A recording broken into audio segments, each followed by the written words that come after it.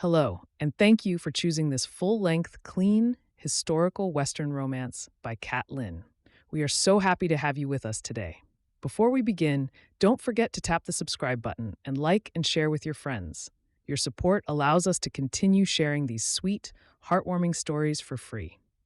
Now, relax and get ready to travel back in time to the American frontier, where we join an adventure to find love and happily ever after. Enjoy. Copyright of Kathryn. The MacPherson Sisters, Book 7.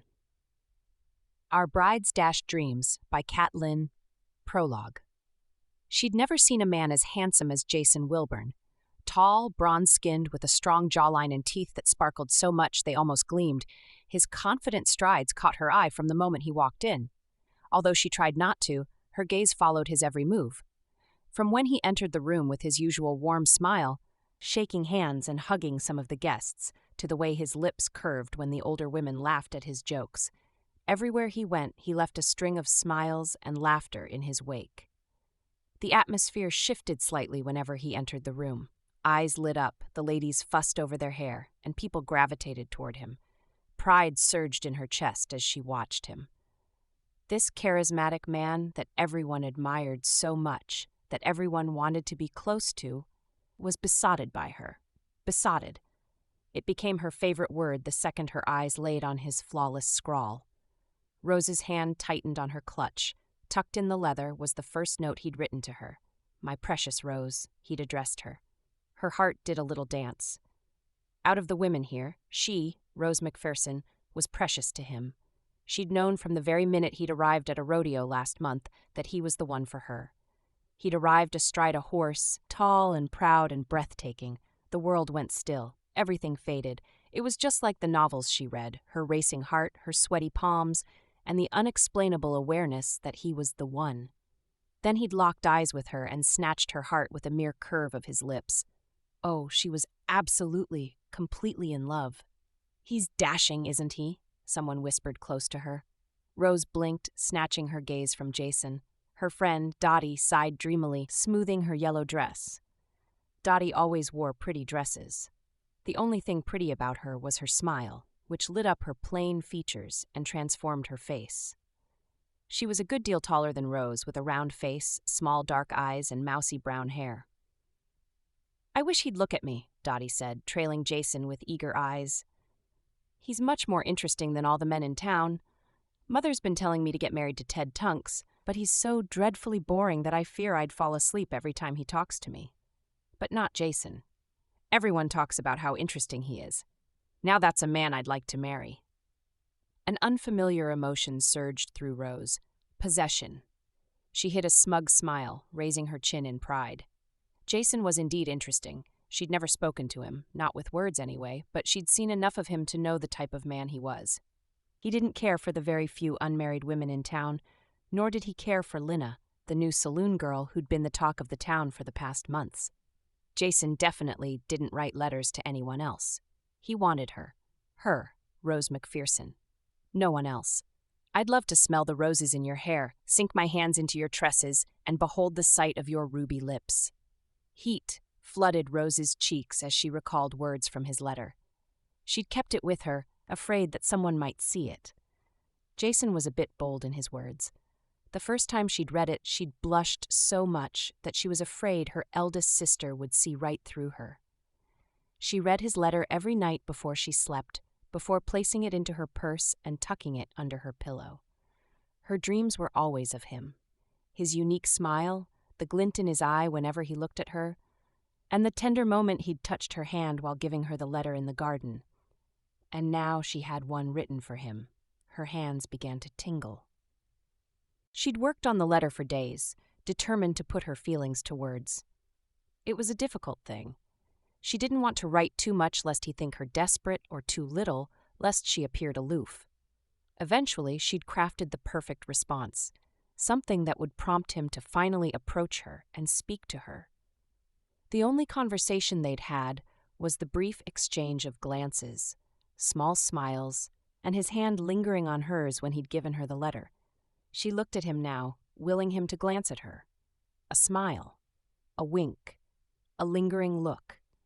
That was all she needed to give her the boost required to give him the letter. He'd be very pleased with her words. She'd read enough poetry to know how best to put her feelings into words. Then he'd approach her, ask for a dance, and sweep her off her feet from now till eternity. Oh, joy! I hear he's a merchant from Texas. He travels to buy goods and then he sells them. He's very wealthy, Dottie was saying.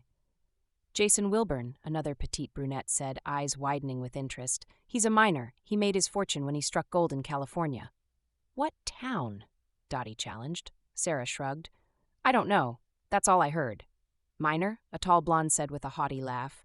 He's a bounty hunter. Rose exchanged a knowing look with Dottie. Sarah mumbled under her breath. None of them was particularly fond of Marie.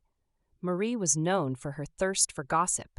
Since she got married to the owner of the bank 2 weeks ago, she managed to mention her husband in every statement. My husband said Jason worked many years as a bounty hunter and made his fortune by catching criminals all over the frontier. Marie raised a voice, a not-so-subtle attempt at getting others to listen and be impressed by her knowledge. Billy Brute slipped from his grasp once. Jason scoured many towns for almost a year before he finally caught the outlaw. That is his greatest achievement to date. He doesn't look like a bounty hunter, Sarah said quietly. What do you know, Sarah? Marie shot her a look of dismissal. People don't always look like what they are. Rose fought a smile, amused by their speculations. It didn't matter what Jason did. He was a respectable young man who'd managed to charm half of Deadwood in less than a month. She stole a glance at him. He was speaking to Larry Hawkins, the host. The older man slapped him fondly on the back, whispered something into his ears, and gestured toward his daughter. A frown creased Rose's brow. What business did Jason have with Madeline? The night crept on. Not once did Jason glance her way. Her excitement started to fade. She couldn't give him the letter if he didn't even look at her, and she couldn't approach him either. Rose hid her impatience under a smile as she feigned interest in her friend's endless chatter. Usually she enjoyed listening to their banter and being amused by the gossip. Making new friends had eased the loneliness she'd felt after Polly left Deadwood. It had taken some effort to attend social events all by herself. Then she'd met Dottie and they'd quickly become friends. And then Jason entered the picture. The room was filled with more than 24 guests, all dressed in their finery. The Hawkings were the richest family in Deadwood. They hosted events often. It was an honor to be invited to their dinner parties, an honor Rose had been lucky to receive by virtue of her friendship with Dottie. I hope a dashing gentleman would ask me for a dance at the Hawkings' annual party next month, Dottie said, after Marie had narrated the story of how her husband had fallen in love with her.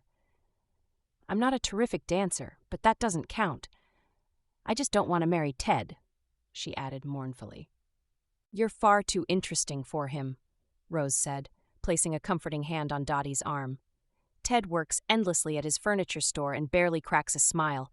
He wouldn't be romantic at all. You need a husband that'll get you flowers every day, write poetry, and sing you songs. Dottie shot her a look. She raised a brow, her face morphing into one of surprised delight. Poetry? The men in Deadwood only know how to work, drink, and eat. No one reads poetry.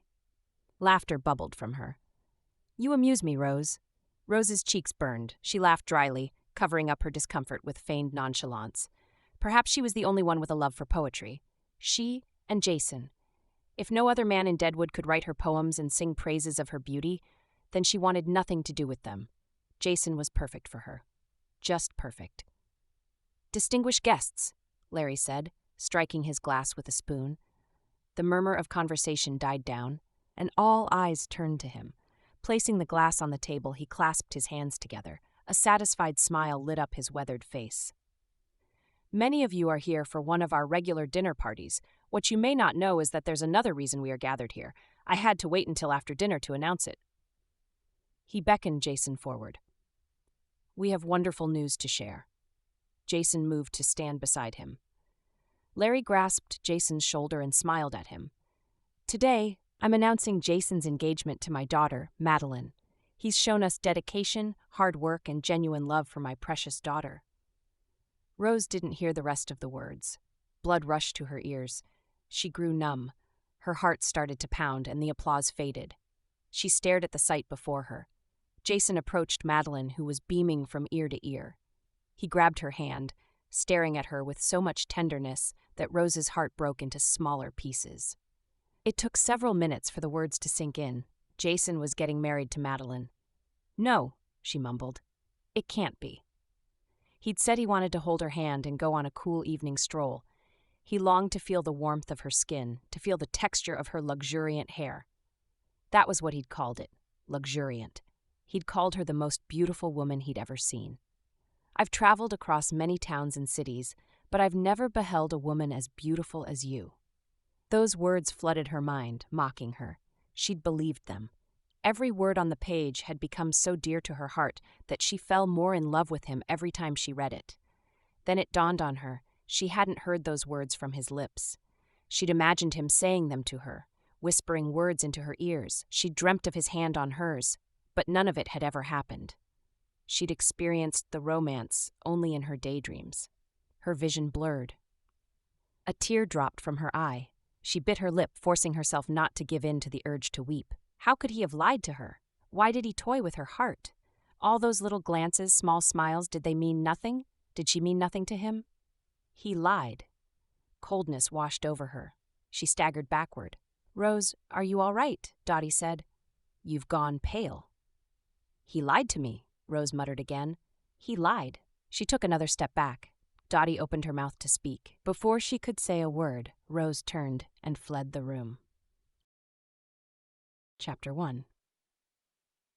Bruce Fields did not take kindly to strangers. A rustle in the bushes drew his attention to the part of his land bordering the Lottridges. He went still, hand tightening around the hoe he held. That wasn't a small animal running through the woods. He was sure of it. Was someone spying on him again? Gently placing the hoe on the ground, Bruce took a few careful steps to the side of the cottage, overlooking the gentle slope downhill. His gaze roamed the scenery, from the large gray McCurry mansion to the uncultivated Lottridge farm. A year ago, the Lottridge twins had given up on the farm and returned to living in town. It suited him well. He'd loathed trying to be civil with men he didn't like. The sun beat down upon him. Beads of sweat rolled down his forehead. Reaching for a bandana, he wiped off the sweat, took a stealthy step toward the direction of the sound, and waited.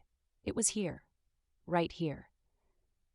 Creeping low, he peered around the corner. A short stretch of grass disappeared into the thick cluster of trees and shrubs. The cottage was perched on the hill, surrounded by thick vegetation. Bruce woke up to the sounds of birds and the low gurgle of the creek behind his home. It was his little paradise, his place of safety. Until someone tried to ruin it. With a growl, he straightened. He scanned the surroundings for several minutes, straining his ears for any strange movement. Someone was spying on him again. He'd sensed it a week before when the hairs on his nape had risen, and he'd felt eyes boring into his skin. Someone was spying, and he had to know why. For so long, the townsfolk had left him alone. It suited him well. Why were they taking an interest in him all of a sudden? Pulling his face into a scowl, he turned and returned to his task. He had a patch of land to clear before returning to his furniture making. He spent the rest of the afternoon tending to his chores. Birds darted between the trees in a breeze of color, their melodious hoot lightening his foul mood. Gradually, his tension eased, and he relaxed into his task. This was what he loved, the bliss of solitude. Living far away from anyone who wished to bother him, and finding solace in the soothing sounds of nature. The familiar calm was interrupted by the sounds of an approaching wagon. Bruce squinted. His tense muscles relaxed as he spotted the newcomer. Philip, the only visitor he ever allowed. Dropping the hammer in his hand, he dusted off wood splinters and walked toward the approaching wagon. "Howdy, old thing," he said, patting the brown mare. "She's getting stronger, eh?" Philip alighted from the wagon. He was nimble for his age. With a lanky build and a head of salt and pepper hair, his weathered face morphed into a small smile. "She's getting old. About time I got a new horse." He patted his horse's flank and gestured toward the wagon. "I brought a few old things for you to fix." Before Bruce could ask, he added, "And yes, some things from the store. There are enough supplies to last a month at the least." Bruce grinned. There was nothing like Philip's kind gesture to cheer him up. The kind old man had never hesitated to go out of his way for Bruce. He drove uphill a few times a month to lug broken and old furniture to Bruce's house. Then he lugged the ones Bruce had fixed or renewed back to town. Philip was kind enough to help Bruce get some supplies from the general store. In exchange, Bruce did all his repairs for free, and he sometimes made him some furniture. Bruce retrieved pieces of broken furniture from the wagon. He wrapped the legs of a chair. Sturdy wood, this will be put to good use. That belongs to the Bruthwells. Their sons broke the chair while fighting over a piece of pie. Philip chuckled. Reminds me of my children when they were younger. Now they're all grown and far away. He shook his head. One moment you're surrounded by family, and the next, your sweet wife is dead, and all your children have families of their own. Bruce's chest squeezed as a distant memory resurfaced. Family. The only family he'd had was a friend that had quickly become a brother. He'd met Simon while working on a ranch. They bonded over their shared loneliness, sticking to each other as they moved from town to town in search of a better life. Nothing kept them apart, until fortune knocked on their door and greed reared its ugly head. A sharp pain spread through him, hardening his features. On most days, he could easily block out the memories. But on days like this, the pain hit him with full force, almost knocking him off his feet. Along with it came regret and the bitterness of resentment. In the blink of an eye, he'd lost his only friend, and his life had changed. Shoving away the thoughts, he held up the pieces and carried them to his workroom. The workroom was a half-empty building adjacent to his cottage. The walls provided him some shelter from the blistering sun without closing him off from nature. The large room was filled with pieces of wood. Tables, chairs, tree logs. A set of furniture was perched in the corner. That looks good, Philip said, placing a rocking chair on the floor. It just needs a little polishing. The Duckers would love it. Bruce hoped so. He'd worked tirelessly on the furniture, as if, by some magic, it could make up for the daughter they'd lost. I thought I'd be done before you arrived. I received news of my grandson's birth. I'm traveling to Stevensville in 2 days. That's wonderful news. Bruce flashed a genuine smile. No wonder Philip was in a lighter mood today. How long will you be gone? Joan has been trying to convince me to move in with them. He chuckled. She insists I'm too old to live alone. Philip smoothed his hand along the edges of the table. He released a long sigh. It hasn't been easy since Salome passed. Bruce didn't know what to say. He'd never been good at comforting people. After he'd lost his childhood friend, he withdrew and kept everyone at arm's length. Philip had lost his wife around the same time Simon died. The two men never spoke of the people they'd lost. At a loss for words, Bruce stood there awkwardly. Silence stretched between them. I'll be gone for a month or two. If I don't return, just know that Joan has tied me to a chair and banned me from leaving. The men shared a smile. A lump formed in Bruce's throat. He'd missed the dear old man. Philip was the only person he had any contact with, apart from the Lottridges, who were keen on getting on his nerves. He never went to town. There was no reason to. If Philip stayed away longer than he'd planned, Bruce would have to go into town to sell the furniture and make some purchases. The thought sent his stomach into knots. Watching the town from up here was more than enough for him. He'd give anything to be far away from any of the townsfolk for as long as possible. Forever, if possible. Your days of isolation have gone on long enough, Philip said quietly. The atmosphere shifted. He was about to speak of something serious.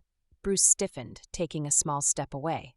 Talking about the past brought him feelings of discomfort. Philip knew that. Why was the old man bringing up such a matter at this time? Pulling out a chair, Philip sat down with a contented sigh. My back's not as great as it used to be, he groaned, stretching his legs out. Ah, where was I? Bruce didn't say a word. Resting his back against the wall, he folded his arms across his chest and kept a steady gaze on Philip. The old man chuckled, unaffected by his aloofness. You never wished to speak of the past, Bruce. I'm well aware, but seeing as this will be our last meeting until I return, there's no better time than now. I can't write you letters from Stevensville anyway. You won't go to the post office. Bruce cracked a smile. I wish messenger birds existed. Philip shook his head. Do you also wish to die alone? The question caught Bruce by surprise. He blinked. Once, twice, his brows furrowed, and he glanced at the table between them. "I do not need the townsfolk. I will not associate with liars and gossips." He spoke through gritted teeth. The people of Fort Benton had made their opinion of him very clear. He'd vowed to stay away and live his life in solitude. How could he live amongst those who were so quick to label him a criminal? Philip shook his head. "You do not need to speak of your resentment toward the town. It oozes from every part of you. Bitterness has taken up so much space in your heart. What room is left for love?" Bruce was quiet. Love. He scoffed. Why was Philip talking about love? For as long as he remembered, he'd had no one. The only family he had was Simon, and he died 5 years ago. Simon's death changed everything. After many years of struggling, they finally created the comfortable life they wanted, only to lose it all in a few short months. Simon lost his dreams and his life. The townsfolk pointed an accusing finger at Bruce. Rage burned in the pit of his stomach. They'd accused him of killing his dearest friend and turned their backs on him while protecting one of their own. Beneath all that anger is a man with a great capacity for love. Philip's words interrupted his thoughts. "But you'll never experience such wonder if you don't let that anger go. I will not dispute the fact that you were wronged, accused of a crime you knew nothing about, while grieving a terrible loss. 5 years have passed, and you nurse your rage still. Will you remain bitter till your death? A man your age should have a wife and 6 children running around. You shouldn't be alone out here with the birds and trees." "I'm not complaining." If Philip noticed the gruffness in his voice, he paid no mind to it. "Not yet. In a few years you'll long for companionship. In a decade, you'll wish you had a family. By the time you're my age and you have nothing to look forward to, you'll hate life yet be afraid to die." "Is that the life you wish to have?" The old man rose suddenly. "I'll extend your greetings to Joan." Bruce didn't escort him. He kept his gaze fixated on the unpolished table, struggling with the emotions roiling through him. 5 years.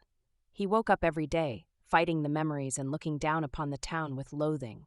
Sometimes he watched carriages move across the fields below to the McCurry mansion, where they gathered to dine and wine and engage in endless gossip. They cared nothing for the innocent life that was lost or the unfulfilled dreams of 2 13-year-old boys who found each other on a faraway farm after a day of endless toil. "You're my family now?" Simon's words from yesteryears echoed in his thoughts. His vision blurred. 5 years ago, Philip said. To others, it was a long time ago, but the pain was as fresh as though time had never passed. Bruce returned to his task. Philip's words echoed in his mind, but he shoved them off and tucked it into the recesses of his mind, along with memories of the friend he'd never see again. Chapter 2. Rose tapped her feet on the ground, watching the platform get less occupied. Passengers climbed into carriages and hopped on horses, disappearing into the busy streets. She'd watched the cluster of people thin in number, waiting with bated breath whenever a carriage stopped near her. Each time her hopes were dashed. Her groom-to-be had kept her waiting for 2 hours. 2! Rose shifted in her seat. Hunger pangs made her grimace. Her eyelids were heavy, and her head was starting to ache. If she spent 1 more hour here, she'd fall asleep. A carriage stopped several feet away. She sat up, waiting for the moment her groom-to-be would arrive. A man alighted from the carriage. Rose took one look at his gray hair, and her heart fell. Shannon McCurry, the man she'd traveled to marry, was barely 30 years old. A month ago, she'd been so sure she'd get married to Jason Wilburn. Now here she was, far from home, waiting to meet a stranger. The last month was a roller coaster of emotions. After finding out about Jason's engagement, she was so saddened that she spent the next days locked up in her room. Her daydreams of love and romance disappeared into thin air. Reality dawned on her, and it wasn't like anything she'd dreamed of. She'd never touch Jason's hand or feel his scruffy beard on her face. He'd never whisper sweet poetic words into her ears. They'd never be married. After she got over the shock, the foolishness of her actions dawned on her. She'd taken Jason's words and built an entire future. She'd dreamed up a fantasy based on words he'd written, not his actions. He'd never asked to court her. They'd barely spoken a word, Yet she'd gotten lost in a fairy tale completely of her own making. It was no wonder that the castles she'd built in the air had come crashing down. He'd chosen Madeline instead of her. Why? Why had he written her a poem if he'd turn around and marry someone else? Her hand curled around her purse. She'd ripped the letter into pieces and burned it immediately she got home. There would be no proof of her foolish fantasies for a man that had turned around to choose someone else. "Miss Rose MacPherson?" Rose blinked. A short, slender man stood before her. His expression was solemn and calm. He didn't look her in the eye. Yes, she eyed him. Was this the man she'd marry? As Madeline's wedding drew nigh, she'd become even more restless. Dottie suggested she leave Deadwood. It was an easy decision. She couldn't bear to see the man she'd loved going about town with Madeline.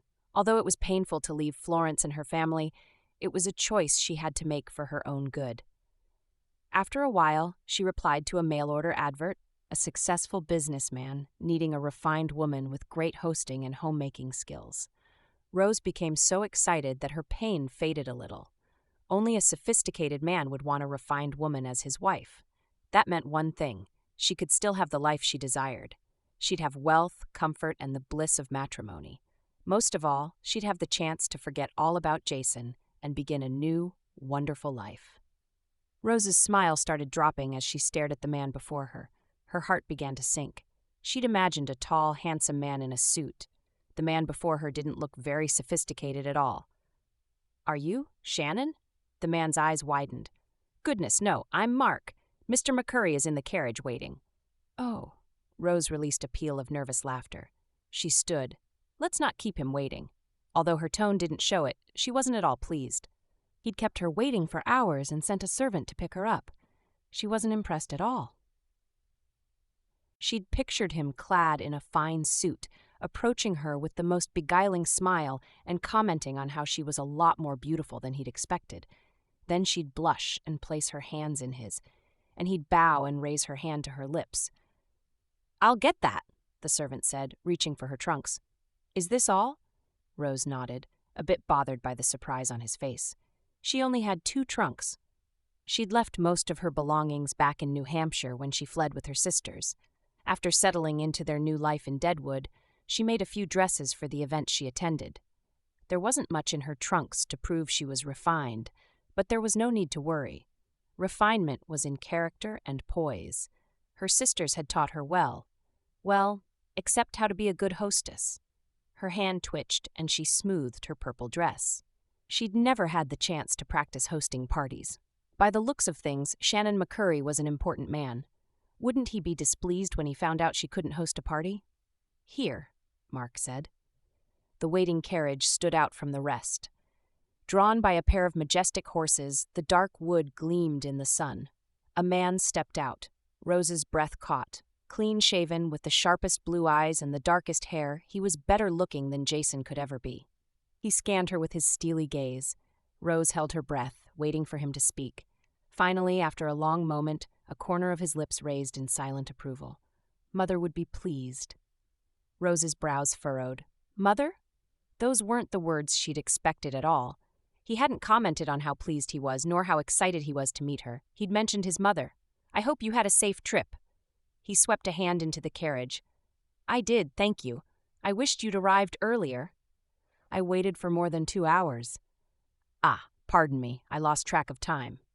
She stole glances at him throughout the ride home. Her heart fluttered, and a smile curved her lips. He was just as refined as she'd hoped. Wealthy, too, by the looks of it. She'd have it all: comfort, love, and the lifestyle she'd had in New Hampshire. "Mother's had the house redecorated for your arrival. She's excited to meet her future daughter-in-law." His tone was formal, as though he was speaking to business associates and not his future wife. "Our engagement party will be held in a week." "That's wonderful," Rose smiled, willing him to return her eager glances. When he finally turned to her, he looked right through her. His gaze flitted from hers. Reaching for a neatly folded paper, he cleared his throat and began to read. Rose tapped her fingers on her lap. Seconds passed. She racked her head for something to say. Anything to fill the silence. Giving up, she focused on the sights around her. "I'll have Mark give you a tour around town tomorrow," he said. "Mark? Why couldn't he give her a tour? She bit her lip, weighing her words. You'll be there? His brows furrowed. What? The tour? He scoffed. Of course not. I'll be at work. Rose's heart fell. Her eager smile slipped. Oh, she said nothing more. A few minutes later, the carriage stopped in front of a tall gray building. Rose peered at it uncertainly. It didn't look like a house at all. A dozen men walked in and out, their movements fast-paced and purposeful.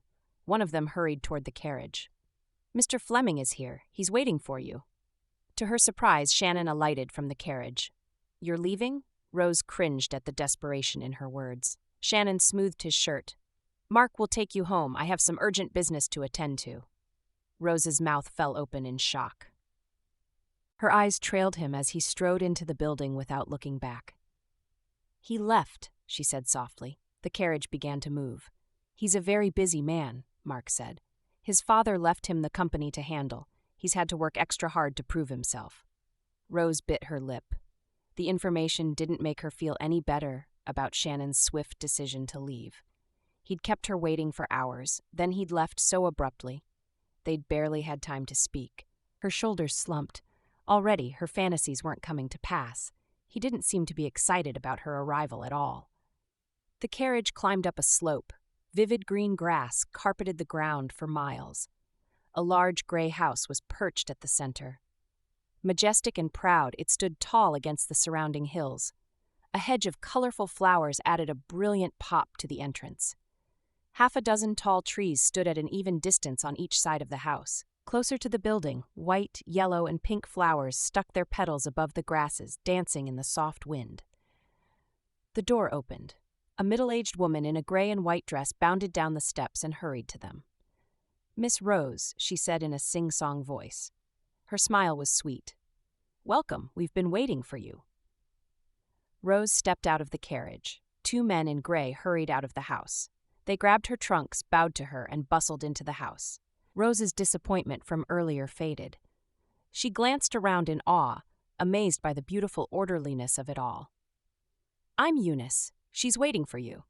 Eunice gestured toward the house. Rose followed her, almost slipping on the steps when she got too carried away. Everything was in order, from the space between the trees to the even height of the grass to the carefully curated colors of the flowers. Eunice opened the door. Rose stepped into a room of gold and white. A soft, flowery scent hung thickly in the air.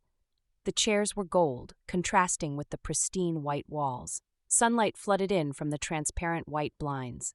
Her attention shifted to the tall, elegant woman in a red dress standing in front of a large portrait hanging over the fireplace. Kathryn McCurry. Shannon had mentioned her many times in their letters. Rose's heart raced. She couldn't shake off the feeling that she needed Kathryn's approval to become Shannon's bride. He was a powerful man, hard-working and committed right until his very last breath. Her voice was low, cultured. He held this family to very high standards, you see. My darling Benjamin never wavered until he passed, and now our family has been blessed with another addition. Our lineage will continue. She turned her head slightly. The side of her face was perfectly smooth, perfectly even. Her nose was hooked, and her brows well arched. When she turned to face them, Rose almost gasped. She'd never seen a more beautiful woman. Although regal, her face held little warmth. Her eyes were sharp, the same cold blue as Shannon's. She surveyed Rose. Under her scrutiny, Rose fought the urge to blush. Seconds ticked past. Slowly, her lips spread. You'll do. She spread her arms wide and enveloped Rose in a hug. Welcome to the McCurry mansion. You're just the perfect bride I've been searching for. Chapter 3. Every part of him revolted against the thought of going to town. Bruce sucked in a breath before urging his horse forward. A month had passed since Philip left. Bruce had hoped the old man would return early so he could avoid having to go into the town himself. He lingered on the outskirts. His face darkened with every step the horse took into the town. 2 years. He hadn't stepped foot in the town for that long. Before his arrangement with Philip, he went into the town once a month to purchase supplies. A familiar feeling crawled up his spine as he passed by a house. He turned his head to the side. A window was pulled shut. Someone was looking at him. He'd heard rumors of the stories they told about him. He was the angry brute that lived in the bushes after murdering his own best friend. The town never believed it was one of its own that committed the crime. Even after the killer was punished, they whispered behind his back. A muscle ticked in his jaw as his gaze fell upon a spot just between the tiny church and the bank. It was right here. That was where it all changed. Bruce remembered every detail. He'd tried to stop Simon from doing something foolish. A fight. The townsfolk gathered to watch, then Simon stormed off, vowing to follow through with his plan. That was the last time he'd seen his friend alive. Pain welled up in his chest. His throat closed, and he turned away. A loud whisper caught his attention. Two women clinged to each other, stealing glances at him and whispering, "Thought he died." "Shh! He can hear you," he snarled. The women bustled away, their eyes widening with fright. They could talk about him for all he cared, but he would not let them speak ill of him to his face. He'd had enough of their harsh words. He kept his gaze on the distance, ignoring everyone. Despite his attempts at nonchalance, he felt their eyes on him. Their mouths moved.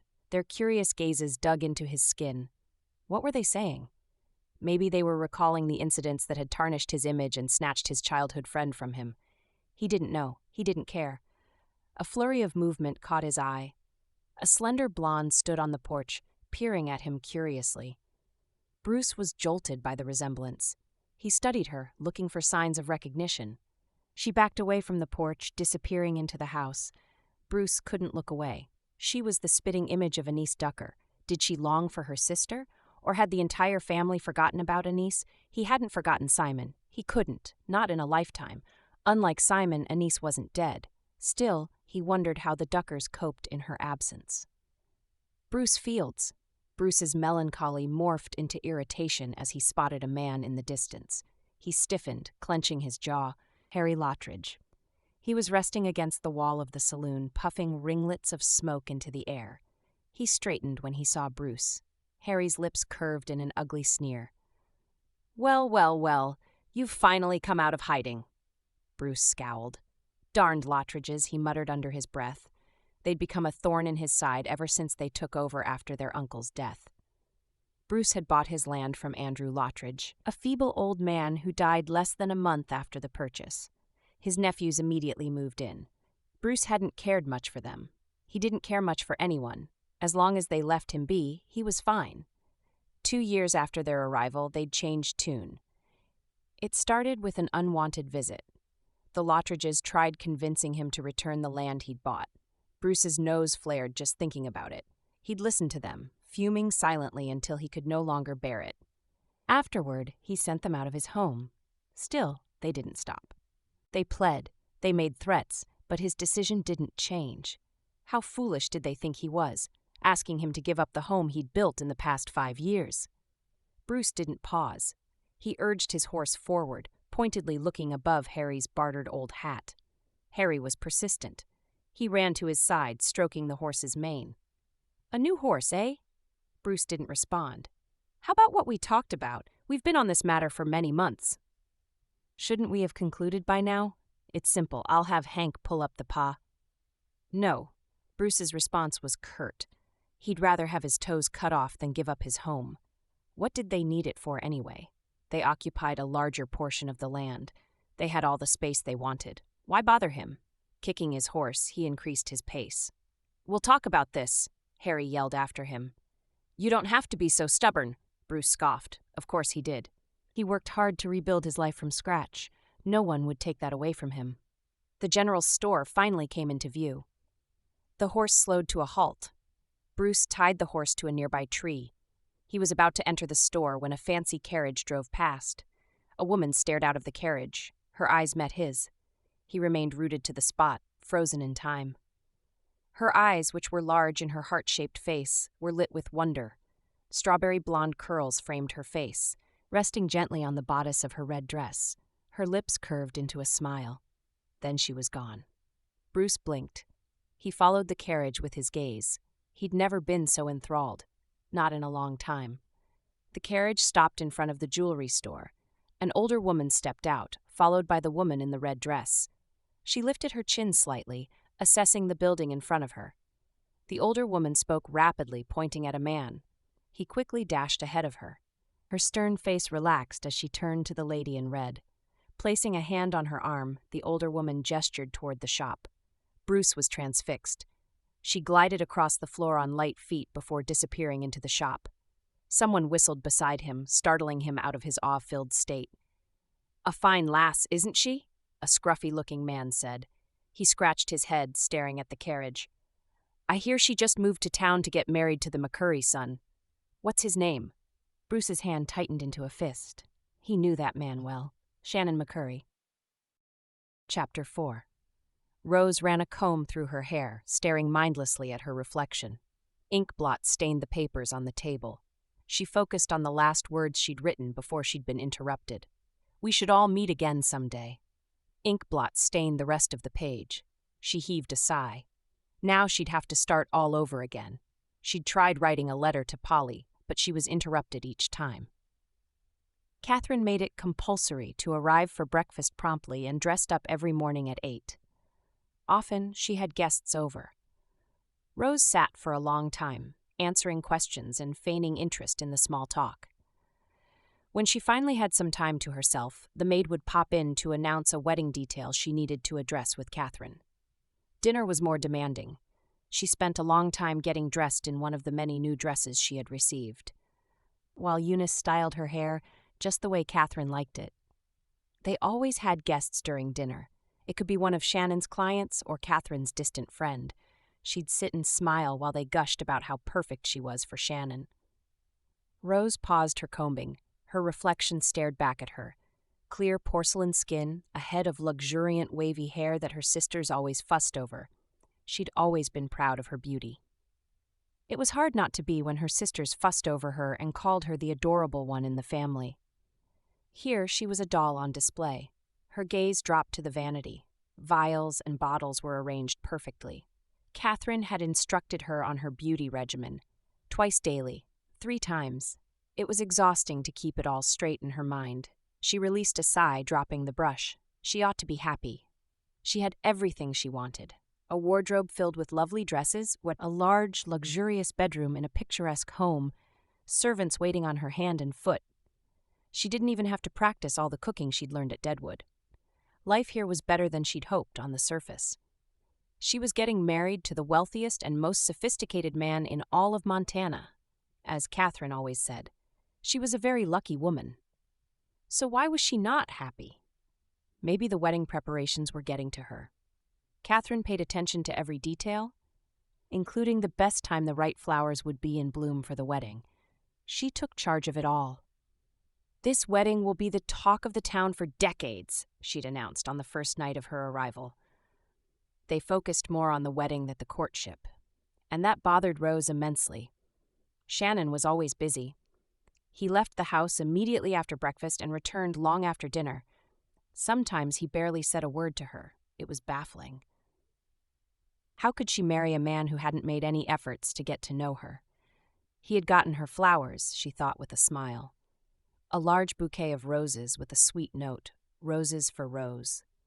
She blushed at the memory. Although he hadn't written lines of flowery words, the small gesture was enough to light up her day. She was hopeful that it was a sign of change. Maybe he'd finally start spending time with her. She'd spent 2 weeks in town, and she knew nothing about her groom apart from what his mother told her. The door opened. Rose shut her eyes, inhaled deeply, and turned to the door. It wasn't Kathryn. She exhaled in relief. The maid bustled in. "Kathryn said," Rose groaned inwardly. Every of her statement always began with, "Kathryn said. The seamstress will soon arrive. She's finally found the perfect fabric for your wedding dress." "My wedding dress?" Rose beamed. "That's wonderful. I have the perfect pattern in my head." She'd had ample time to ponder on the perfect dress during her days of infatuation with Jason. Looking back, it was a wonder she was so besotted with him. He wasn't half as handsome as Shannon, or as important. She'd merely fallen in love with the idea of him. How could she have loved him if she didn't even know him? And how can I love Shannon if I don't know him? Wary of the direction of her thoughts, she rose from the chair and started sifting through her clothes. Tonight, she'd wear her most beautiful dress. Shannon would be so enthralled that he wouldn't be able to take his eyes off her. Then he'd dedicate an entire day to her, and they'd fall deeply in love. She sighed dreamily. Oh, to get lost in those beautiful blue eyes. Do you think the seamstress will understand my sketch? She pointed at the table. I have some designs I'd love to show her. Eunice raised a brow. Kathryn already picked a design, Rose gasped. What?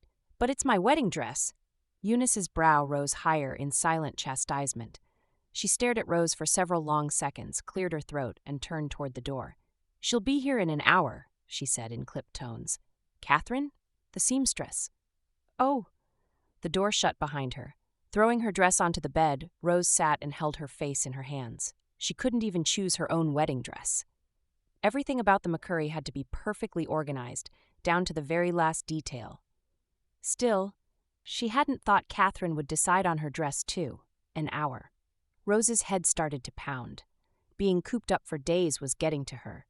She didn't know how to ride horses. When she'd showed interest, Kathryn had firmly ordered her not to try such a feat lest she hurt herself a few short weeks to the wedding. The wedding. Every single thing was all about the wedding. Everything. Rose lay sprawled on her back, staring at the ceiling. The pressure was getting too much. The ache in her head spread, and she gritted her teeth. Inhaling deeply, she curled on her side and shut her eyes. 1 hour. She had just 1 hour until the seamstress arrived. She needed some air.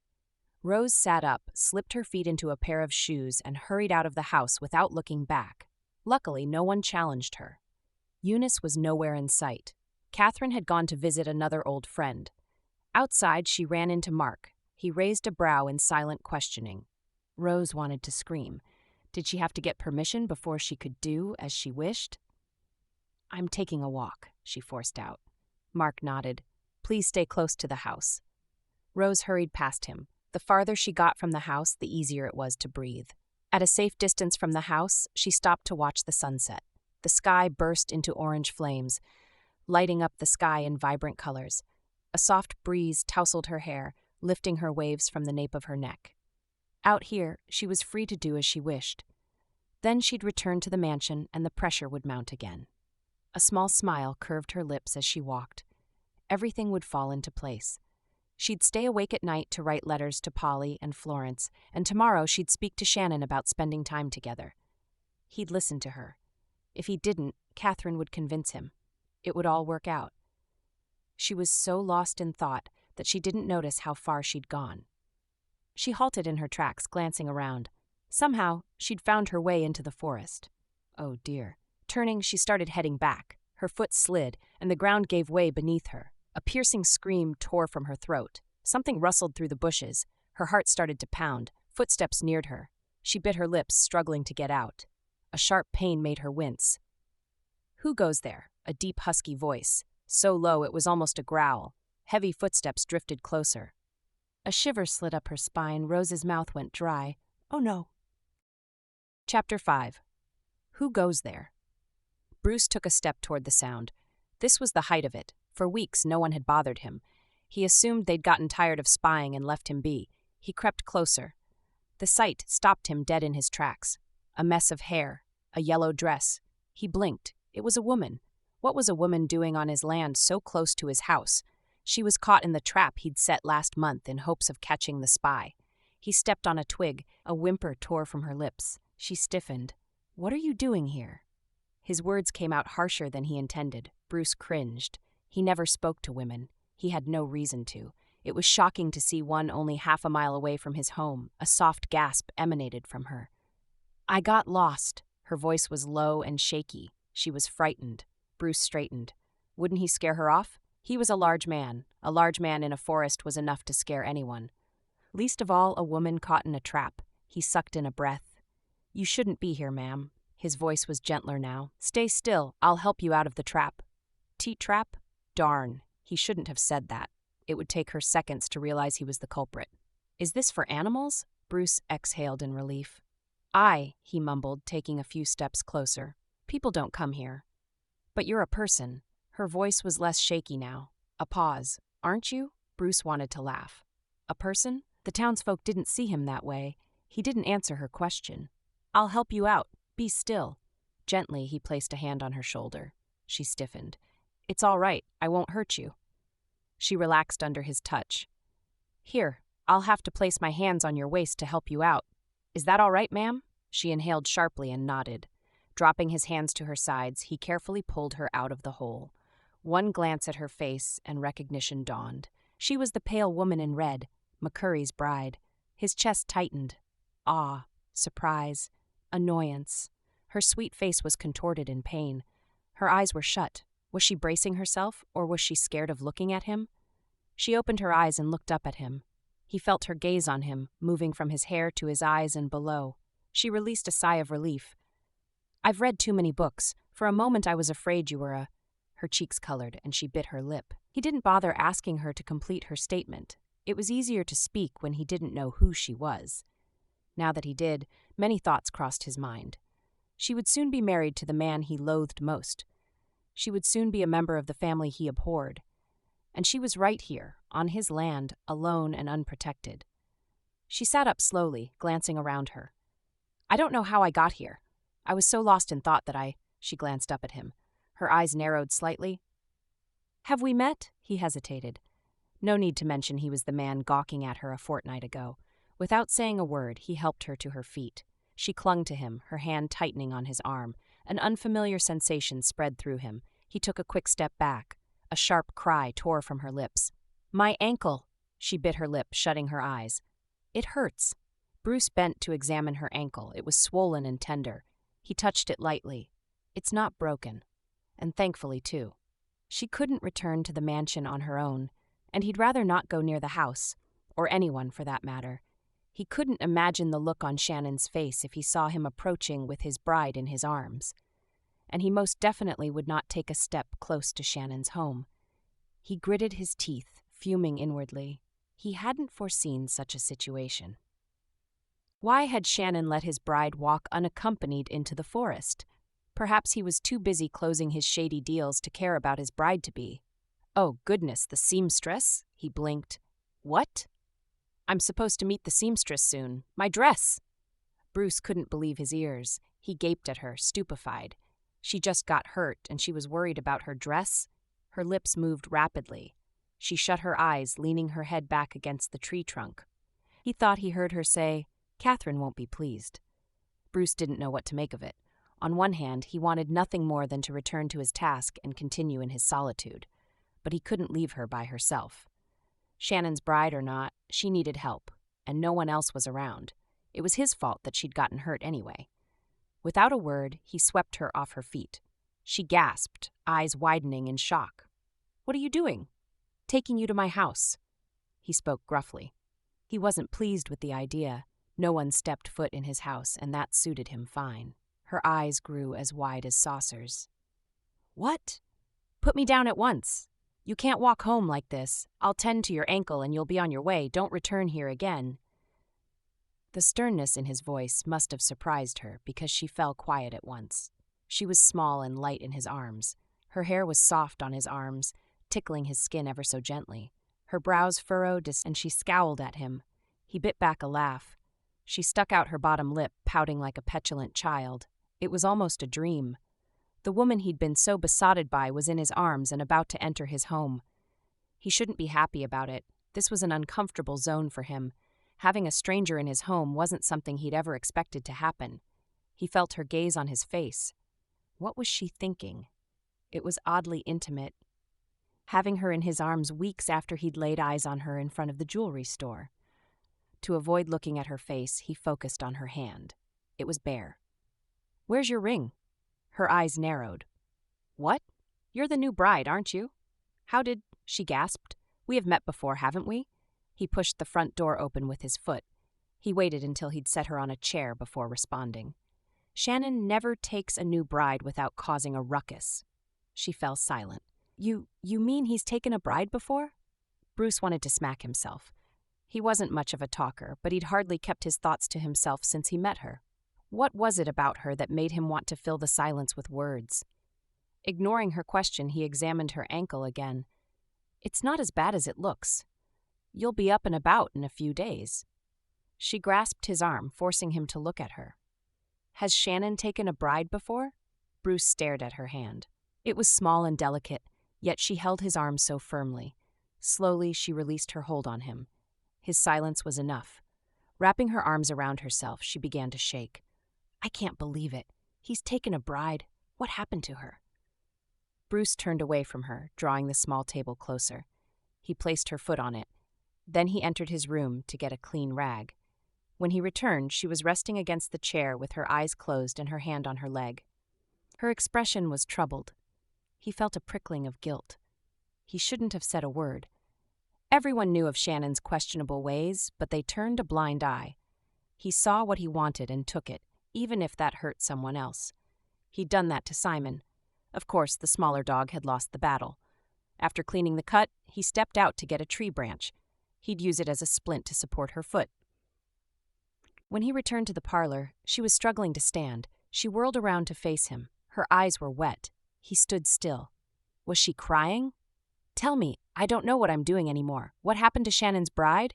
He mulled over his words for a long moment. Although a part of him wanted to lash out and hurt Shannon, she'd be the one to get hurt. He doubted Shannon cared at all. She left him, he said simply. That was all she needed to know. If he told her the truth, it might crush her. It was a complicated web that, even after 5 years, he still struggled to make sense of.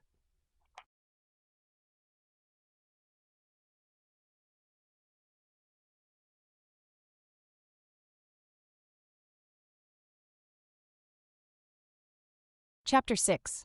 The pain in her ankle receded in light of her discovery. Rose gaped at him, his words ringing in her ears. Shannon had had a bride before her, and she'd left him. Why? What was it about Shannon that had made her leave? She left because of his aloofness, didn't she? She spoke more to herself than to him. She looked up at the stranger, and it suddenly dawned on her that she had no idea who he was. What was his name? And why did he live alone in the forest? Had she imagined the resentment in his voice as he spoke of Shannon? Questions whirled in her head, and she became dizzy. She shut her eyes, staggering backward. Pain lashed up her foot. A sharp gasp tore from her throat. Large, sturdy hands reached out to steady her. Comfort oozed from his touch, and she relaxed into him. He was a stranger who'd found her caught in a trap in the bush.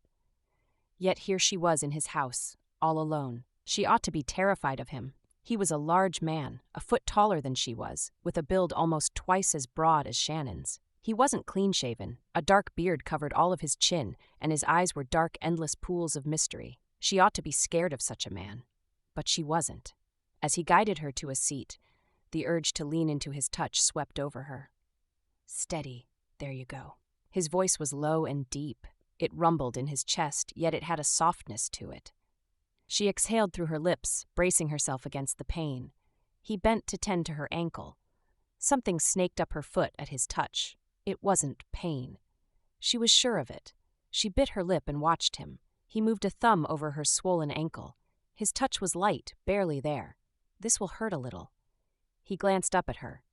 She stared into the darkest eyes she'd ever seen and found herself trusting this large stranger.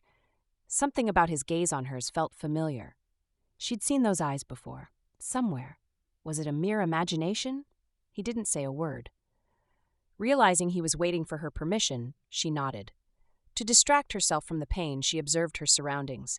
She'd barely noticed a thing earlier. The house was the exact opposite of the McCurrys. Nothing was in order. 2 old chairs in the parlor. A fireplace above which a head of horns rested. A fur pelt in the middle of the room. The smell of wood and ashes in the air. Small and simple, with no particular concern for aesthetics, there was a warmth to the parlor, and it didn't come from the fireplace. Why do you live alone in the forest? He jerked his head up, taken aback by her question. It's quiet. It must get lonely. He shrugged. Better to be alone. She waited for him to finish his statement. He didn't.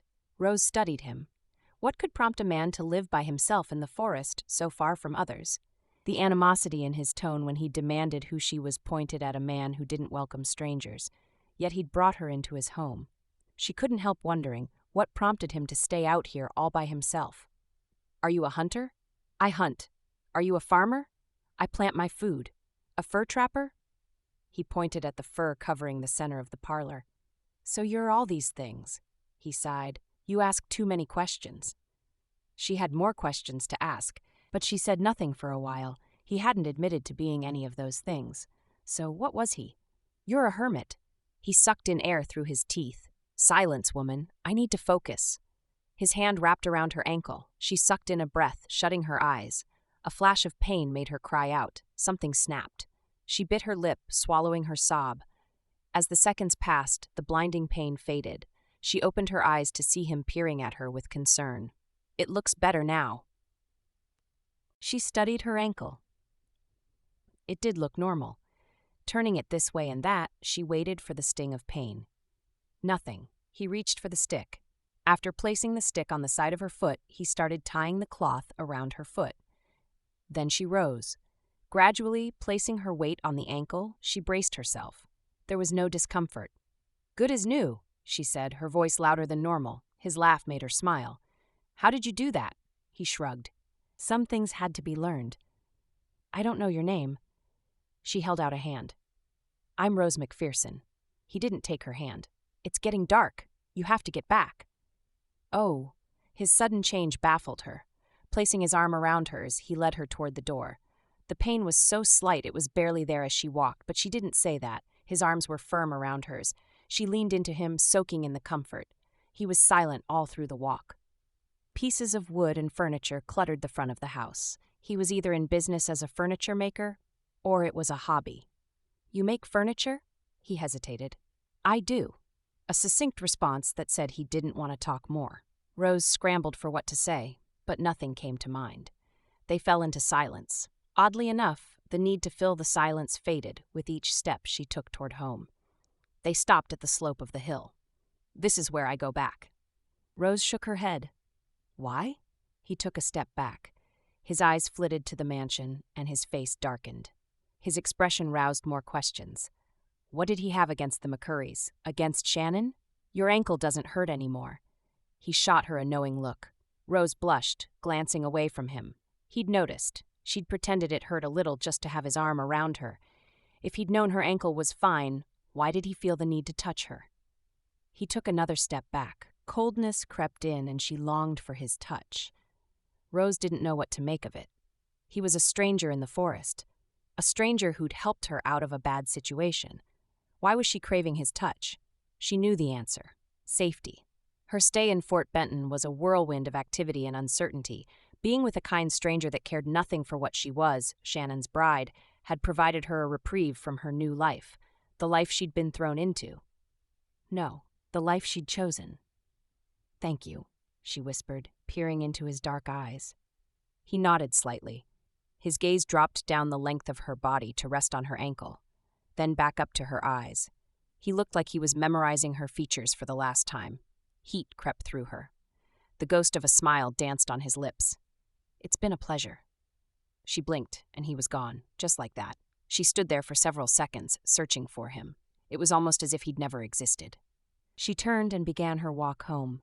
The closer she got to the mansion, the farther the warmth crept. She looked back at the forest with longing. It would have been wonderful if she had something to remember him by, but she had nothing except the revelation about Shannon. Miss! Eunice's shrill voice broke into her thoughts. Are you all right? The maid hurried toward her. Her eyes were wide with fright. She grasped Rose's arm, studying her thoroughly. We've been worried sick. Kathryn sent people out to search for you. Where have you been? Rose's words died in her throat. What could she say? That she'd stayed in a stranger's house and he'd fixed her ankle? No, that was enough to taint her image. If the news got to Kathryn, she might no longer be fit to be Shannon's bride. Who would believe she was untouched despite staying with a man she didn't know? No, she'd never tell. Her time with him would be hers alone to cherish. I hurt my ankle, she forced out. Eunice's gaze dropped to her ankle. She gasped. Oh, dear. Kathryn won't be pleased. Irritation grated on Rose's nerves. Why was everything about Kathryn? There was no concern for her well-being, just what Kathryn would think. Eunice grasped her arm and led her toward the house. Rose had the urge to explain that it wasn't as bad as it looked. Before she could get a word out, Kathryn hurried outside the house. Her eyes went wide. Oh, Rose, concern coated her words. Guilt niggled at Rose. Here she was, getting upset when Kathryn actually cared about her. Kathryn hurried toward them. Placing a hand underneath Rose's chin, she studied her face. Thank goodness. What happened? I fell. You shouldn't have gone anywhere near the forest. It's a dangerous place. You mustn't get hurt. She glanced at Eunice. Take her to her room. Before Rose entered the house, she heard Kathryn instructing someone to fetch the doctor. Can't have her limping on her wedding day. We don't want a lame bride. Rose's mouth fell open. Was the concern for her or the wedding? She bit her lip, fighting the urge to cry.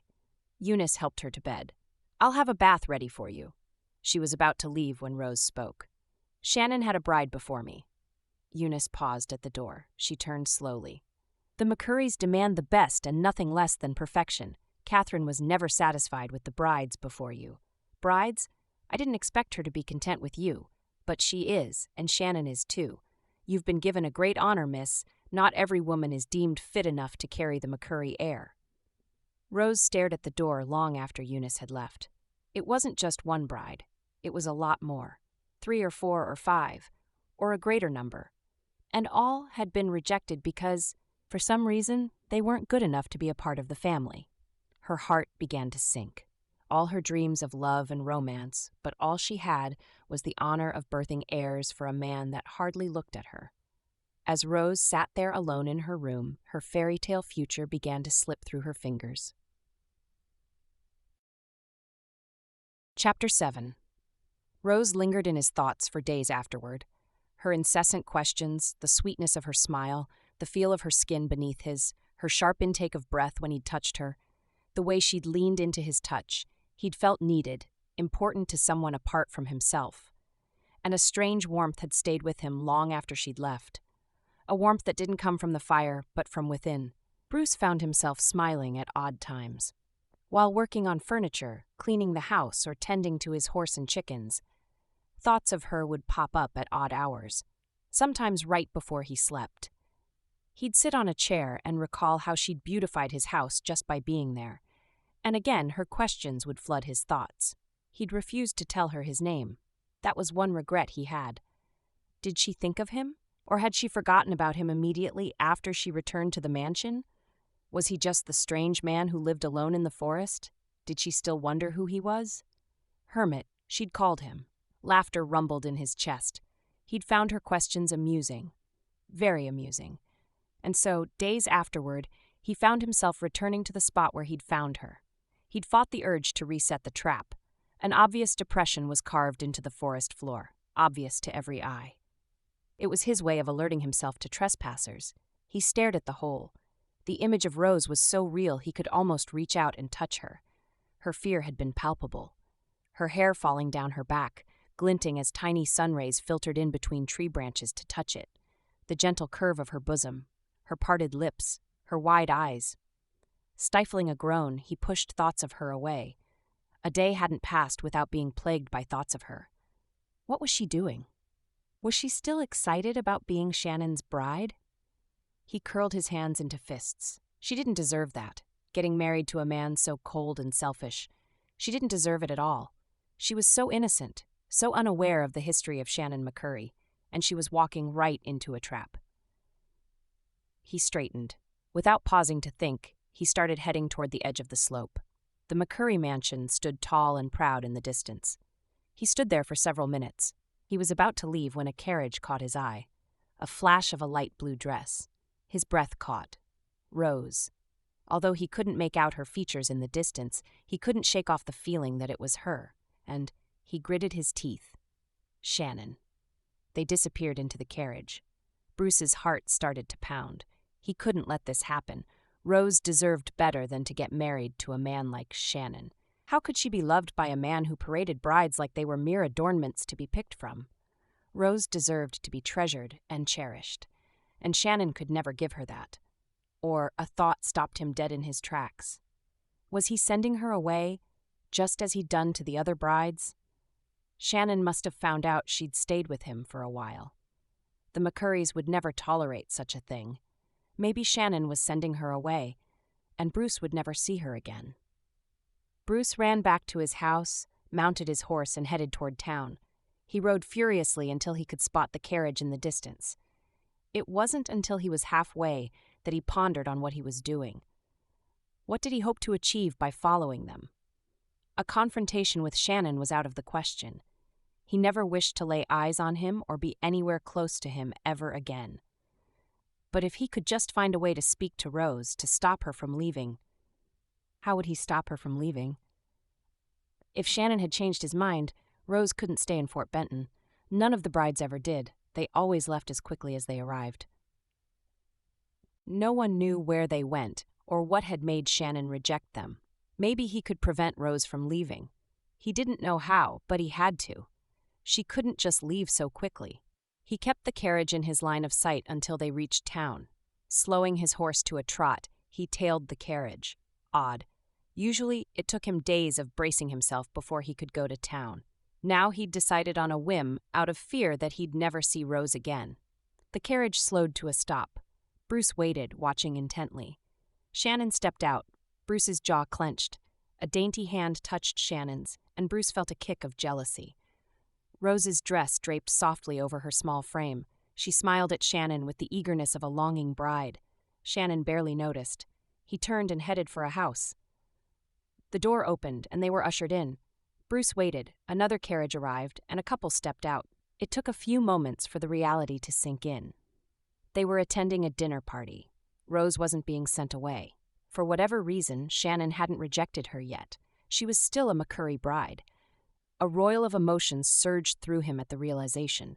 She was still in town, which meant he could catch glimpses of her. But she was out of his reach. Worse, she was getting married to his enemy. The sadness that gripped him was almost too heavy to bear. He rode through town, thankful for the cover of darkness. No one looked twice at him. It didn't matter if they did. He had too much on his mind to care. A loud shout drew his attention to the tavern. He paused, deliberating. He'd never longed for a drink as much as he did now. Alighting from his horse, he headed into the tavern. Some men turned to look at him. To his surprise, no one seemed to notice who he was, or cared. He sat at a table in the corner of the tavern. A woman moved close to him. She was just about Rose's build, but they couldn't be more different. She was dressed in pants, and he had a feeling there was a gun tucked somewhere. Her gait was sure and purposeful. "What can I get ya?" She narrowed her eyes. "I haven't seen you around here. New in town?" Bruce resisted the urge to scoff. It was so rare for someone to speak to him as if he wasn't a hermit who was gossiped about constantly. "I don't come here." She cocked her head, studying him. "By Jove, you remind me of Billy the Brute, the same build, the same hard eyes." She turned. "Johnny, doesn't he look a lot like Billy?" Her voice was loud above the shouts of the men. Some fell silent, heads turned to him. Bruce cursed under his breath. This was exactly the attention he didn't need. "Oh, he does all right," someone said coldly. "He's just like him too, a criminal." Cold spread up Bruce's spine. He gritted his teeth. He knew that voice. Hank Lottridge, Harry's twin. Hank was a more polished version of his brother. His hat wasn't old and battered, and his coat looked new.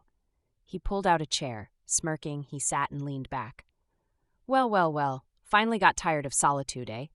Bruce curled his hands into fists. He didn't like the Lottridges, but he loathed Hank even more. A sinister smile curved Hank's lips. "Be careful not to upset him, men," Hank said loudly. "He's known for his blind rage, a killer's rage, we call it." Bruce shot to his feet. He sneered at Hank, who stared at him coolly. He felt eyes on him. Blood pounded in his ears. White-hot rage spread to every part of him. Hank raised a brow, challenging him. The tavern had gone still. Bruce's chest heaved. Gradually he drew back. He knew what Hank was doing. Hank was cunning and sly. His profession as a lawyer was questionable. He eyed Bruce with disdain. He was trying to infuriate Bruce into leaving Fort Benton completely. Then the twins would finally reclaim the land. Bruce smirked. "You'll never get that land back," he said in a low tone. "It's mine." He turned to go, regretting that he didn't get the drink he'd come for. "No one lives forever," Hank said. Bruce paused. The threat was laughable. Hank was several inches shorter than him and about half his weight. He threw his head back and laughed. Shaking his head, he reached for a mug near him, downed the contents in one gulp, and strode out of the tavern. Then he rode furiously away. He loathed everything about the town, every gloating face, every whisper, every smell. He hated it all, except the sweet, inquisitive woman that had found her way into his home. Chapter 8. My Dearest Friend. Oh, Rose, there's so much I have to tell you. A lot has happened since you left. Deadwood is in a buzz. I ran to my room to write this letter to you immediately. I heard the news. Jason is a con artist. He tricked Larry into a hoax business deal and ran away with a good chunk of his money. Larry is fuming. He's hired bounty hunters to search for him. Poor Madeline is devastated. Jason blinded us all with his charm. I'm so glad he didn't pursue you, Rose. Now that I think of it, maybe you were his target first. Then he realized Madeline's father was wealthy and picked her as his victim instead. Rose's hands shook as she read the letter. Her heart was racing. Her breathing was shallow. She dropped the letter, shocked beyond words. Jason had turned out to be a criminal. He wasn't at all what he'd appeared to be. Marie was right after all. People don't always look like what they truly are. Who would have thought a man like Jason was a mere criminal? Poor Madeline. To think that, just 2 months ago, she'd been terribly jealous of Madeline. Now all she felt was pity. It didn't matter. Her life in Deadwood was in the past. She'd managed to escape being a tool in Jason's deception. Her family was no longer rich anyway. He'd realized that early and left her to pursue a better target. Well, now here she was, about to be a part of a wealthy and influential family. Rose paced the room. Her heart wasn't at rest. It hadn't been since she met the stranger in the woods. She still didn't know who he was or why he had so much animosity toward Shannon. And then Eunice's statement about the previous brides, it was all so confusing. Why had Shannon rejected them? She glanced at her hand. Before last night's dinner party at the Harts, Shannon had slipped a ring on her finger. He'd been affectionate during the dinner, doting on her and acting so sweet. The other guests gushed over them and called them the perfect couple. It wasn't until they were on their way back home that it dawned on her that it was all an act. Shannon had barely said a word to her. When he'd finally spoken, he'd mentioned meeting some associates the next day. "Wear your red dress," he said, leaning to kiss her on the cheek. His kiss was cold, like his eyes, and it left her feeling uncertain and jittery. How could a man have conflicting sides?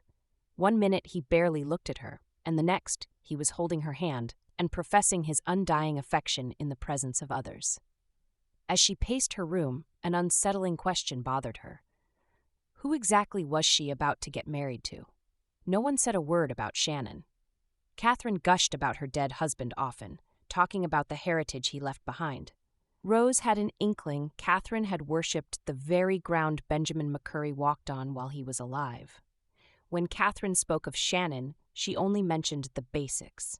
No matter how many questions she asked, Rose had no insight into Shannon's personality. The only person who could tell her what she was getting into was the stranger. She'd thought of him every day for the past week. She kept memories of their time together tucked away, mulling over them whenever she was alone. She should have been afraid. He was a large man who'd found her in a helpless state in the woods, but she'd taken one look into his eyes, and warmth enveloped her like a blanket. She stopped pacing. She had to see him again. Rose fluffed her hair. She'd let it down after Eunice had manipulated it into a complicated hairstyle for breakfast. Rose didn't understand why breakfast was such a big affair. The table was too large, the conversation too banal and too formal. Everything was like a fancy stage play. Rose crept out of the room. Kathryn was asleep. She always had a short nap around noon each day. Then she'd wake up and continue ordering everyone around. A sweet smell filled the air. Eunice was busy making scented water. Raising her chin, Rose strode purposefully down the hallway. Servants scurried past. "Do you need something, miss?" one of them asked. Rose shook her head and continued her walk. She almost expected one of them to challenge her. No one did. Mark was nowhere to be found. He'd driven Shannon to work and hadn't returned. Rose exhaled in relief. Good. She hurried away from the house, climbing the hill and hoping she wouldn't get lost. The last time, she'd found herself in the woods without knowing how she got there. She scanned the surroundings, keeping an eye out for any hidden traps. Kathryn had made a fuss about her ankle for days. Even after the doctor pronounced her well, Kathryn was still cross. "Don't ever walk off again," she'd ordered. Rose couldn't imagine the look on Kathryn's face if she found out she'd disobeyed her orders. But she couldn't sit indoors and spend her days waiting for Shannon to announce they had an event to attend. She needed air, she needed clarity, and she wanted to see him again.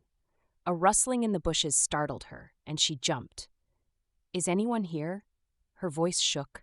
What if someone else lived here apart from him? She was putting herself in grave danger. She took a step forward. The bushes rustled. "It's me, Rose." Her breathing became shallow. What if it was an animal? She took a step back, already questioning her decision. "Rose," Rose gasped. She whirled around to face him. He stood before her, taller and larger than she remembered. His hard face softened. Cold, dark eyes touched hers, searching. Her heart began to race, but not out of fear. She took a step toward him. "Why are you here?" His gaze didn't shift from hers. Rose's mouth went dry. The intensity of his gaze glued her to the spot. She searched his face. Was he not happy to see her? "I wanted to speak with you about Shannon." That wasn't the whole truth, but it'd have to do. His expression hardened. "You shouldn't be here." His eyes dropped to her hand. A muscle ticked in his jaw. "I see he's given you the ring." The ring. She stared at it. It was a rock on her hand. Shannon had ordered her not to take it off. "It's very expensive," he said. "There's none like it anywhere." It was a gaudy thing, with a large diamond cut and an inscription on the gold band. Sure enough, it read, McCurry. She was a McCurry. At least she'd soon be. She placed her hand in the folds of her dress, wishing she hadn't worn the ring. "I want to speak with you." It took every ounce of his will not to pull her into his arms. She looked vulnerable and unsure, standing in the woods in a dark green dress. Her diamond ring glinted. He hated that ring. He hated what it represented, that she belonged to Shannon McCurry. He hated that part most of all. A memory resurfaced. Driven by love for a woman, he'd worked hard for months so he could afford a ring. His love interest was far beyond his reach. She was the daughter of a wealthy businessman. Simon, blinded by love, was determined to marry her. He did all he could to win a building contract, the same contract Shannon was fighting for, and Simon won. Ecstatic, he ran to get the perfect ring made for his bride. She'd never worn that ring. It lay in Bruce's home, locked away in a chest.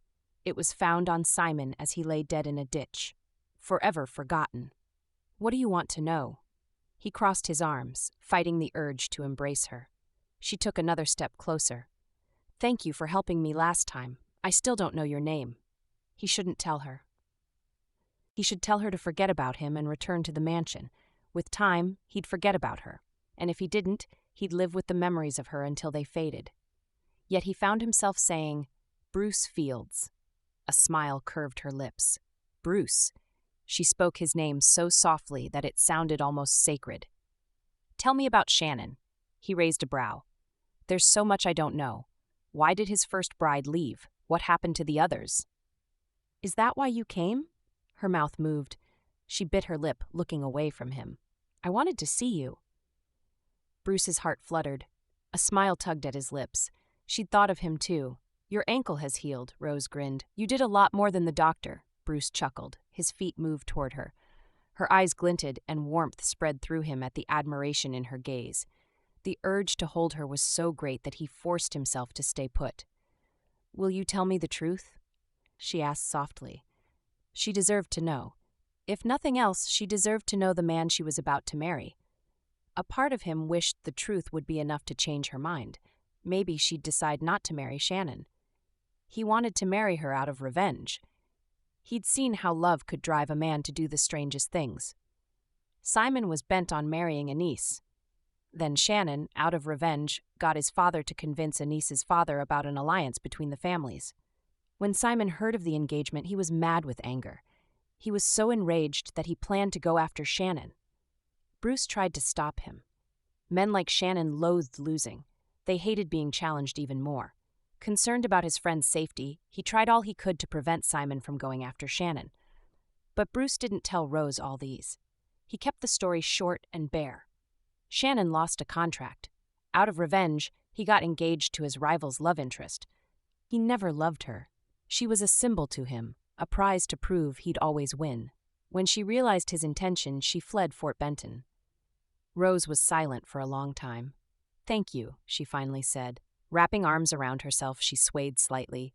"I can't," she choked out. "He didn't love her at all?" She looked to him for confirmation. What would he say? That Shannon was too cold-hearted to love anyone but himself? She staggered backward. He hurried toward her, reaching an arm out. She clung to him. Tears danced in her eyes. He wrapped his arms around her, offering her comfort the way he could. Maybe it would all be clear to her now. She'd realized Shannon couldn't be the husband she needed. She deserved better. She trembled against him.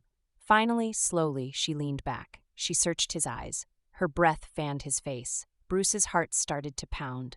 Her lips parted slowly, gradually.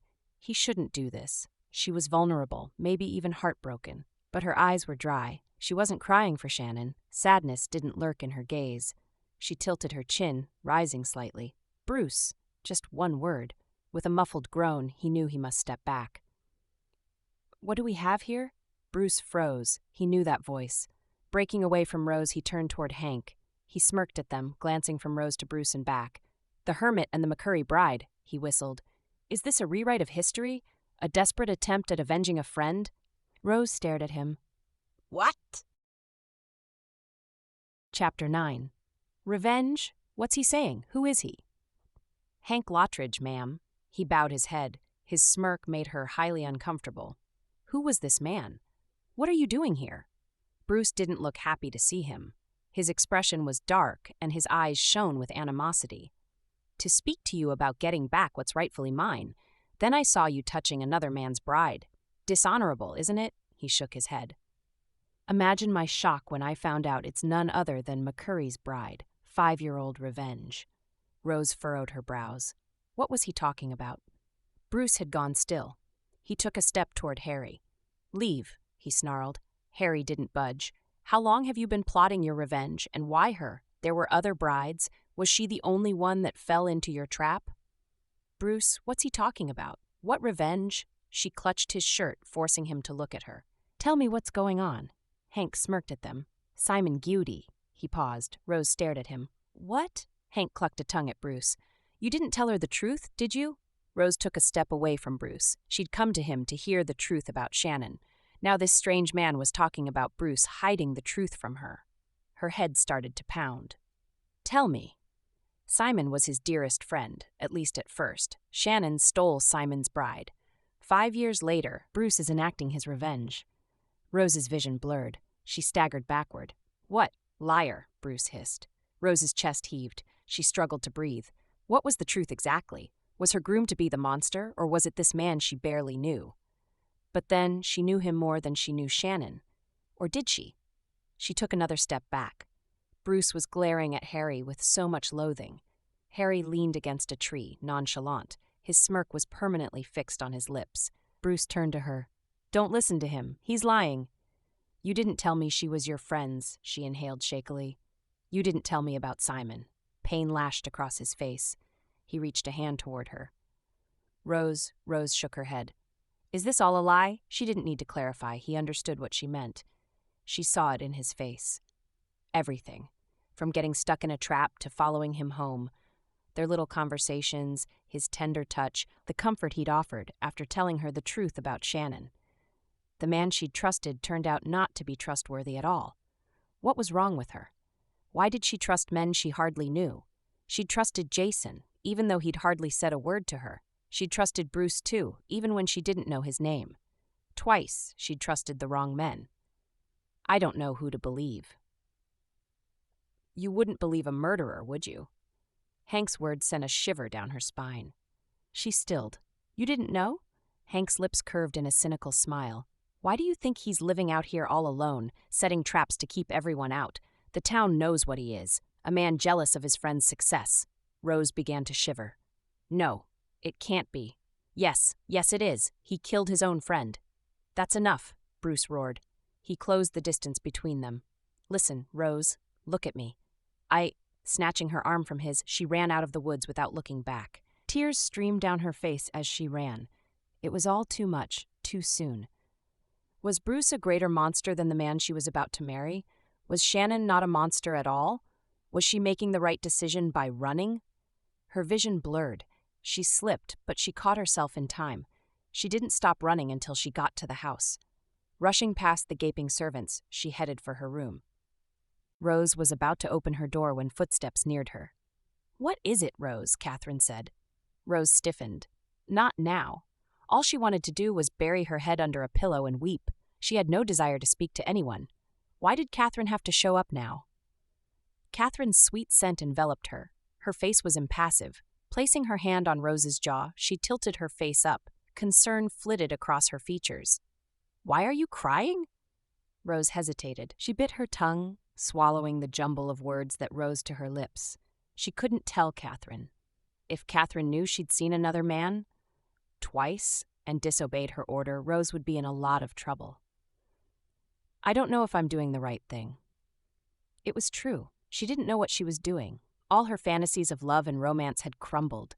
She'd dreamt of poetry, of long strolls and picnics, and sharing laughs with the man she loved. Instead, she'd found a hidden past, a surprisingly tender man who'd turned out to be something else, and a perfectionistic mother-in-law. "You mean marrying my son?"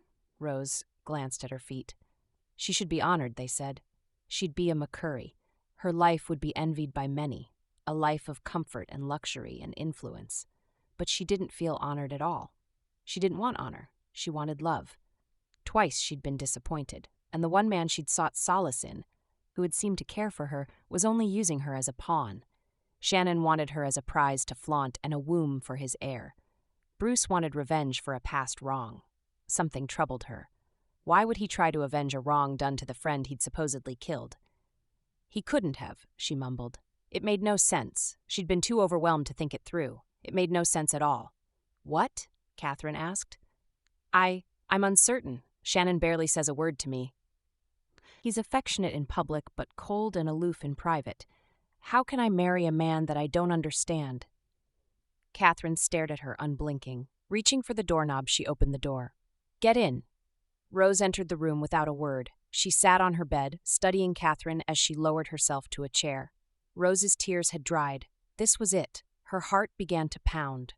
Kathryn would never forgive her statement. She didn't feel honored. She wasn't even excited. Kathryn would never accept a bride that wasn't excited about being part of the McCurry family. Shannon is like his father, relentless, ambitious, resilient. Kathryn's face softened. He'll stop at nothing to get what he wants, just like Benjamin. Rose barely breathed. She waited in the uncomfortable silence. Benjamin was desperate to prove himself. He wasn't chosen as the heir to his father's legacy, even though he'd worked tirelessly, so he took one thing that would hurt his brother most of all. Her chin quivered. Me. I loved him. I loved the fire in his eyes when he spoke of all he'd become. I loved his dreams, and I loved him even more when he started achieving them. But I wasn't ready for the man he'd become. No matter what he had, it was never enough. Although we were hundreds of miles away from his father's home, Benjamin still wanted to prove himself. A sad smile curved her lips. He said he wouldn't rest until news of his greatness reached his father's ears. Then his father died. Benjamin's efforts didn't waver.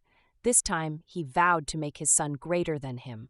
Nothing satisfied him. If it wasn't perfect, it wasn't good enough. Nothing ever was. Kathryn's eyes shone with unshed tears. Shannon has become like him. Rose wrung her hands. Was this a dream?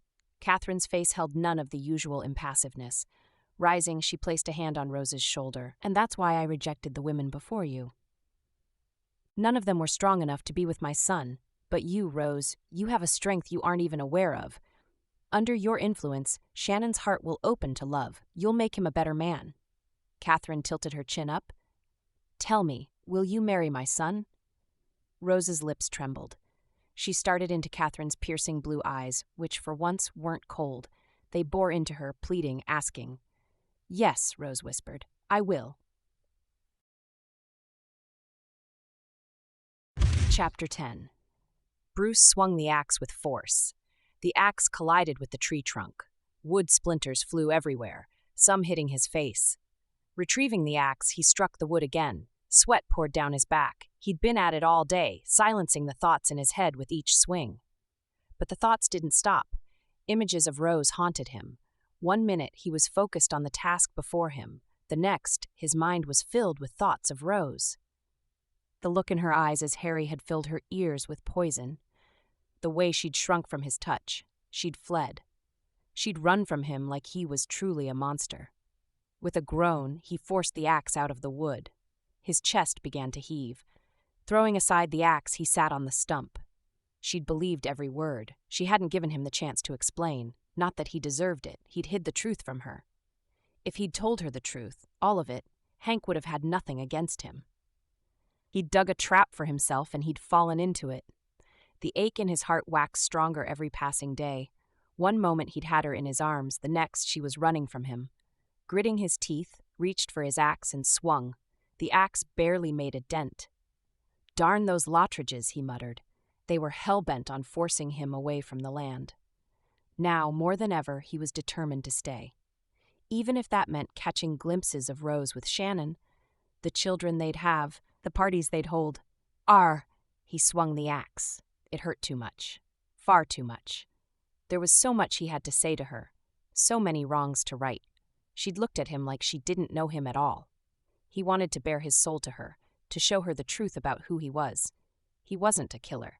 He wasn't just a hermit. He was Bruce Fields. Who was he before bitterness had hardened his heart? Philip's last words returned in full force. A wave of exhaustion crashed on him. The axe dropped from his hand. He sat on the stump, holding his face in his hands. His breaths came in short bursts. He couldn't go on like this, with pain and hate in every corner of his heart. His bitterness has been used against him, and he'd lost the only woman he'd ever loved. Bitterness has taken up so much space in your heart. What room is left for love? His lips curved in a wry smile. Perhaps there was little room after all, but his pent-up bitterness had choked it. He was doomed to long after her from a distance for a long time. Philip's prediction would come to pass. He'd spend his years in solitude and die alone, a bitter old man filled with regret. The only way to let go of bitterness is to forgive. He'd heard those words once, somewhere. His mind revolted. Forgive Shannon for triggering the rage that drove Simon to his death? Forgive the townsfolk for not batting an eye when they heard of Shannon's actions? The sound of wagon wheels caught him by surprise. He jumped to his feet. A familiar old wagon approached. The horse was different. Bruce's dark mood lifted slightly. Philip was back. "You got a new horse." The old man jumped down just as nimble as ever. His eyes gleamed. "A gift from my son-in-law. She's stronger than 2 horses combined." Bruce studied him. "You look well." "Happiness does the heart good. I didn't realize how lonely I was until I got to Joan's home." "Why did you come back then?" "To put some things in order. I'll sell off the house before moving to Stevensville. I'll travel from one town to another to visit my children. Then I'll spend my last days with my only daughter." Philip was beaming from ear to ear. Bruce envied him. He had a family who loved him. He had homes everywhere. He was a happy man. "I love Fort Benton. This is where I started my family with my sweet wife. We had our first child on our way to the frontier. But sometimes life nudges you in a new direction. It's time I followed that nudge." He studied Bruce's face. "You have a lot on your mind." Bruce had almost forgotten how discerning the old man was. He shrugged. Where would he start? "A lot has happened." Philip sat on a fallen log. "I have time." For the first time, Bruce let it all out. He told Philip about his first trip to town and how he'd spotted Rose. The more he talked, the more his heart hurt. But he kept on. Philip listened with rapt attention, his gaze steady on Bruce's. When it was over, Philip fell silent for a long time. "You love her." Bruce ran a hand through his hair. "It doesn't matter. I've lost her." "Why do you care if you feel nothing?" Bruce stood. Philip's questions were incessant. She didn't listen. She believed everything Harry said. She ran, Philip. She ran without looking back. "Now I'm nothing more than a monster who wanted to use her to enact vengeance." "Bruce, love doesn't just fall into our laps. Sometimes we have to fight for it." Bruce hung his head. "It's too late. When's the wedding?" "Today." "Then you better hurry." Joy. Ecstatic joy. That was what she'd always dreamed of experiencing on her wedding day. To be so ecstatic that she'd break into a song. Her heart would be full, so filled with love, hopes, and dreams. Rose felt none of those things as she stared at her reflection. Eunice fumbled with the ends of her dress. Her reflection stared back at her. She was pretty, they said. A breathtaking bride. The most beautiful bride in all of Montana. What was beauty if there was no joy? And why, on today of all days, couldn't she stop thinking of Bruce? On some nights, she lay awake weighing the different versions of the truths she'd been told. Her heart had trusted the wrong man before, and he'd turned out to be a deceptive criminal. But then she hadn't fallen in love with Jason. She'd fallen in love with the fantasy of him. Unlike Jason, she'd spent time with Bruce. She'd seen him smile. She'd heard the impatience in his tone when he tired of her questions. She'd felt the gentleness in his touch, seen the tenderness in his eyes, and she'd leaned into his warm embrace when her last shred of hope had dissolved into thin air. She couldn't have imagined all that, could she? She'd felt safe. Not with Shannon, with Bruce. Her predicament didn't become easier to solve as the days passed. What should she trust, her heart or the reality she'd experienced? "Let me look at you." Kathryn's voice snapped her to the present. Kathryn released a soft gasp. She placed a hand on her heart, looking at Rose with admiration. "Oh, you're the most beautiful bride." Her blue eyes shone with emotion. "The dress looks even more perfect than I imagined. I love it." "I don't," Rose wanted to say. She hadn't chosen the dress. She never would have. But she'd chosen to get married. What other choice did she have? She couldn't return to Deadwood after getting her hopes dashed. Marrying Shannon was the only choice. Maybe Kathryn was right. Maybe Shannon would warm up to her. She'd have to try really hard, but with time he'd become affectionate toward her. Prove to him that you're the perfect wife and he'll have no choice but to care for you. Kathryn's words didn't reassure her as much as she wanted them to. Why did she have to work hard to prove herself worthy of her husband's love? Rose silenced her thoughts. It wasn't wise to entertain doubts. Today, she'd begin a journey to forever. Kathryn handed her a bouquet of daisies. "Come, everyone is waiting for you." The wedding was happening in the garden, in a heart-shaped clearing surrounded by flowers. Kathryn had planned it all to the most minute detail. Rose tucked her hand in Kathryn's. The closer they got to the garden, the faster her heart pounded. Dozens of guests sat waiting. Gasps filled the air as she approached. Shannon stood stiffly in front of the preacher. He didn't smile at her. He was probably thinking of his next business meeting. The wedding was only a thing to get out of the way so he could go about his tasks. "Don't think about it. Think happy thoughts, Rose. Happy thoughts. Today's the happiest day of your life." The next few minutes passed in a blur. She forced herself to breathe, focusing on the hills in the distance. The preacher droned on.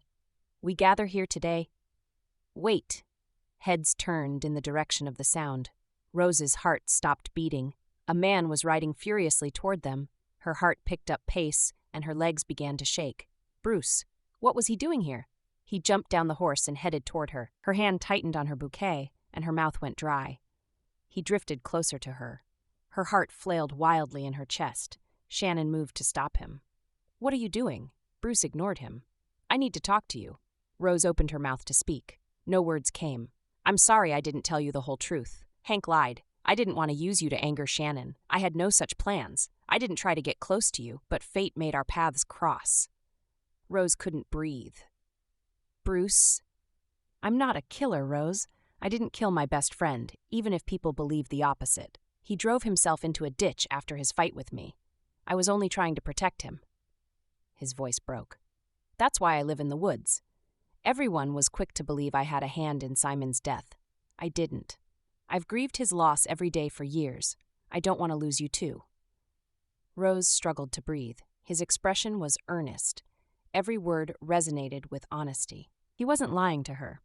"I lived in rage and bitterness until I met you. Somehow you awakened a part of me I never knew existed." His eyes bored into hers.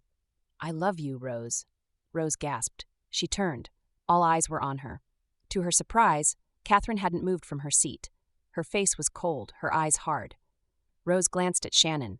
Irritation clouded his face as if the incident was nothing but a minor disturbance. The road was clear to her.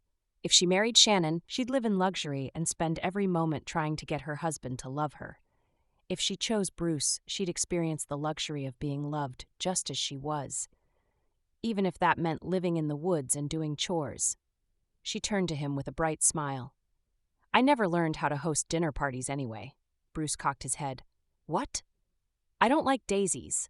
Rose threw her bouquet to the ground. "And I hate this dress," Kathryn gasped. "I don't want to be a perfect bride, Shannon. No matter how perfect I am, I'd never be good enough for you because you don't love me. And I don't love you." Shannon's lips curled.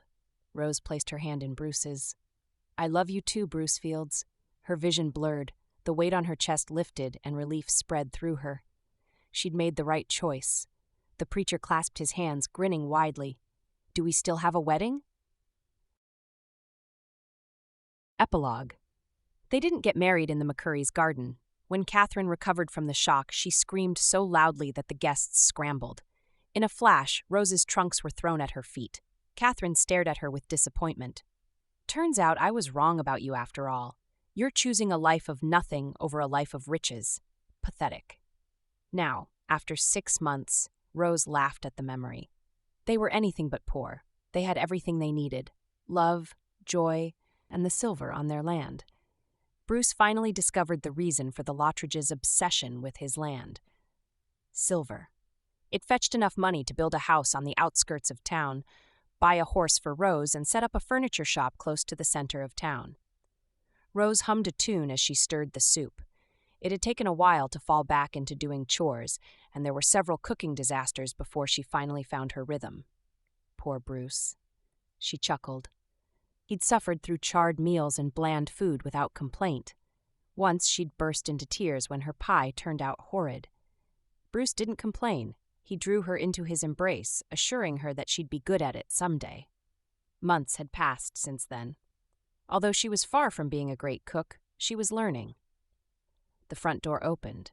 Rose didn't have to look to know it was her husband. Is dinner ready? He snaked his arms around her, sniffling her hair. Rose laughed and struggled against him. Let me focus. He laughed, drawing her away from the stove. She glanced out the window. The sun was sinking behind the hills. I miss the old house, Bruce said. They'd moved to the outskirts of the town a few months after they got married. It was a testament to Bruce finally letting go of his loathing for the townsfolk. He still pined for the little house in the woods, but Rose preferred their new house. We can go there for a few days, she said as he turned her toward him. Who'll look after the shop? She slapped his chest lightly. Hire someone, Bruce. I don't like working with people, Rose sighed. Although he'd changed in some ways, many things about him remained the same. His love for working with wood, for example, and the gruff, unsmiling face that belied his kind heart. Yet she loved him. She didn't need him to be the sociable man who got along with everyone and invited people for dinner each night. And he didn't need her to host endless dinner parties and pretend to be perfect for others. With him, she didn't have to be anything but herself, and with her, he was Bruce. That was more than enough. The food is burning. She detached from his embrace. He let her be while she dished out the meal. You have a letter, Bruce said from the parlor. He appeared seconds later holding several missives. Actually, 6 letters. The spoon dropped from her hand. Rose gasped. Her sisters. Her sisters. She snatched the letters from his grasp. At the same time, she tore the letters open. Her heart raced as she pored over the first one. She looked up from the letter, her heart racing in anticipation. It's a reunion. I'll see all my sisters again.